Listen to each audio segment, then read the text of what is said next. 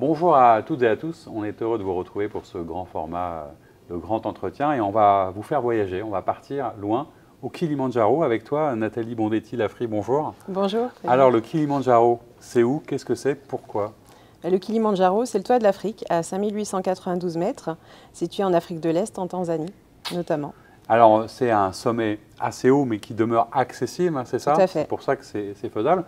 Alors on va parler avec toi de Trek for Good, qui est un mouvement avec justement tout un ensemble de choses autour des treks et puis des associations que tu vas aider et encourager. Mais raconte-nous un petit peu peut-être l'histoire et la naissance de Trek for Good. Qu'est-ce que c'est que ce mouvement? Alors Trek for Good, effectivement, c'est un mouvement solidaire que l'on porte avec, donc on est 4, qui est né d'une conversation entre Bouchra, Linda, Nadia et moi. Donc ce sont des amis, mais Bouchra Baïbanou est une alpiniste, la première alpiniste marocaine à avoir fait les 7 sommets.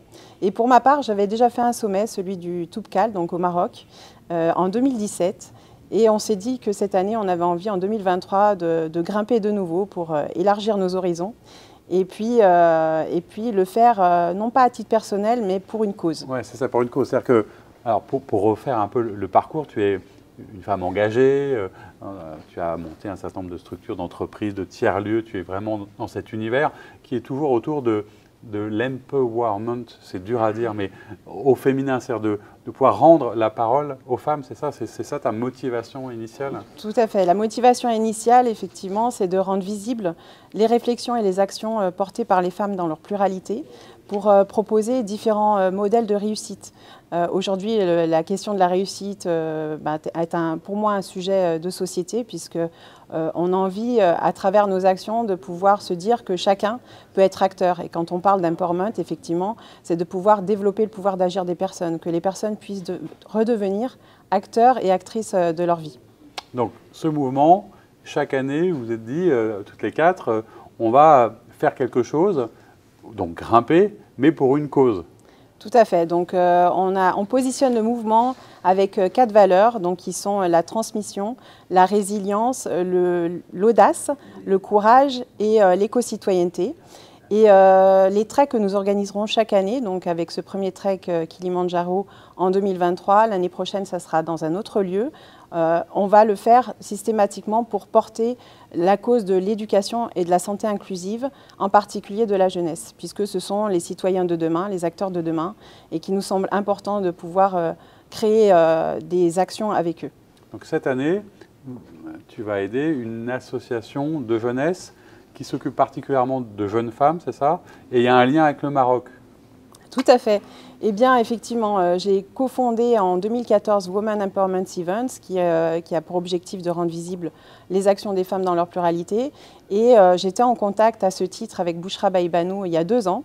Et c'est de là qu'on s'est dit qu'on allait faire le Kilimandjaro et avoir une action durable sur toute l'année. Avec la rampe de lancement, ça va être le Kilimandjaro.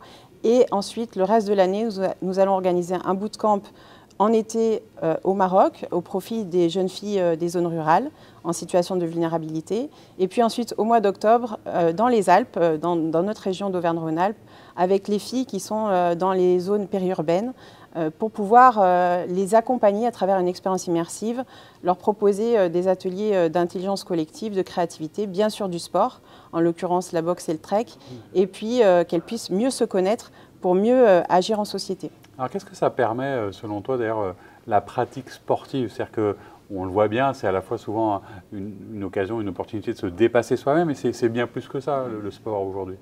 Le sport, je pense, est un moyen en fait, de se reconnecter à soi dans un premier temps, se reconnecter à son corps. On est souvent coupé de notre propre corps aujourd'hui dans notre société avec le digital, qui est un superbe outil, mais qui ne permet pas tout. Donc se reconnecter à la nature aussi, ça me semble important, puisqu'on voit que en général, on peut se sentir en difficulté. On a vu avec cette crise sanitaire. Et puis, dans nos quotidiens, on a besoin, en tout cas moi, à titre personnel, j'ai besoin d'air.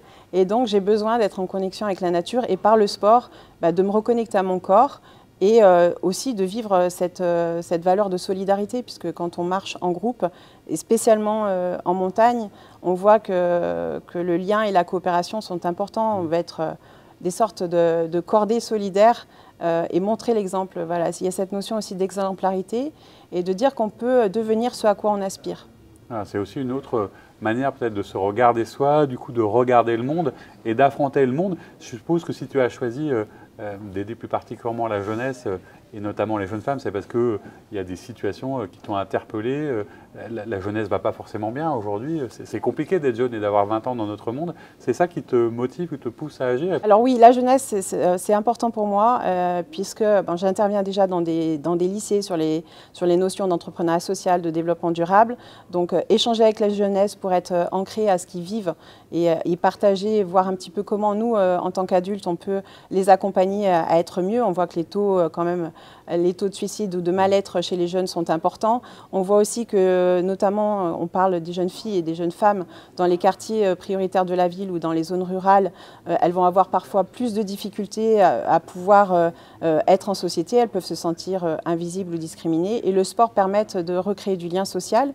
Permet aussi de retrouver de la confiance, puisque c'est vraiment l'enjeu prioritaire, c'est la confiance en soi, l'estime de soi, et de se dire que on peut être en lien avec des personnes aussi différentes. Et c'est pour ça que pendant les bootcamps, on va faire intervenir des entrepreneurs, des personnes qui peuvent les inspirer. Voilà, exactement. Il y a un côté un peu mentorat et Exactement. Inspiration. Et puis, je crois qu'il y a une démarche aussi qui est importante, qu'on partage d'ailleurs sans doute à travers le média dans la manière de regarder le monde, mais aussi de raconter les choses et de dire les choses.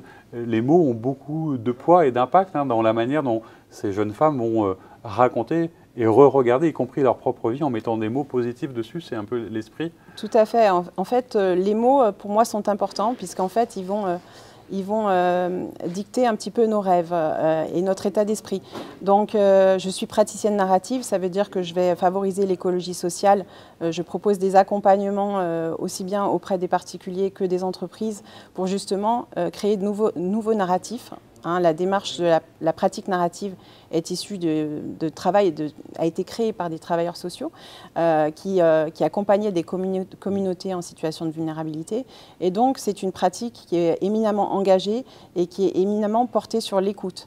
Et donc, quand on est en lien avec des jeunes et qu'on est prêt à les écouter, on peut aussi mieux les comprendre et donc mieux les accompagner pour créer un avenir qui soit meilleur pour tout le monde au final. De toute façon, je sais qu'on suivra ça avec attention, ces fameux bootcamps.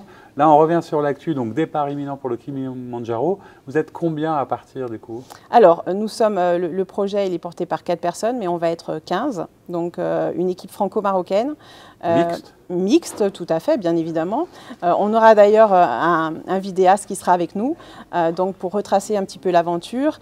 Et voilà, on est tout un groupe à partir pour le projet. Alors, ce projet du Kilimanjaro, c'est une rampe de lancement un peu pour cette fameuse accompagnement, ce travail que tu vas faire avec l'association. De quoi tu as besoin aujourd'hui là, de dons, de bénévolat, de mécénat? De quoi tu as besoin pour avancer? Alors effectivement, on a besoin de dons de la part des personnes, quelles qu'elles soient, qui peuvent être sensibles à cette question du sport, du trek, de l'empowerment, peu importe. On a aussi mobilisé un certain nombre d'entreprises, notamment des entreprises de Rhône-Alpes comme Isol France ou Domomat qui vont être mécènes. On a du mécénat de compétences aussi avec une agence de communication qui s'appelle Forward, qui est basée à Annecy, qui nous accompagne. Et donc, c'est une opportunité aussi pour les entreprises de pouvoir s'engager dans une mesure d'impact, une action donc co-construite avec différents acteurs et proposer aussi de la collaboration d'équipe. On a également Wemanity qui nous accompagne, donc qui est une entreprise de conseil dans le digital qui est basée en France et au Maroc avec 500 salariés, qui va mobiliser aussi ces salariés autour de notre action. Ouais, tout un écosystème qui Exactement. se met en place. Donc si on veut t'aider, c'est sur Helloasso, c'est ça? Tout à fait. Helloasso, Trek for Good. Voilà. On te retrouve. Écoute, on va suivre ça avec attention. On était heureux de pouvoir te donner la parole et on te félicite pour cette belle initiative. Merci Nathalie à vous. Bondetti-Lafri. Merci et à très bientôt. À et très quant à vous, bientôt. je vous dis à très bientôt pour un nouvel entretien.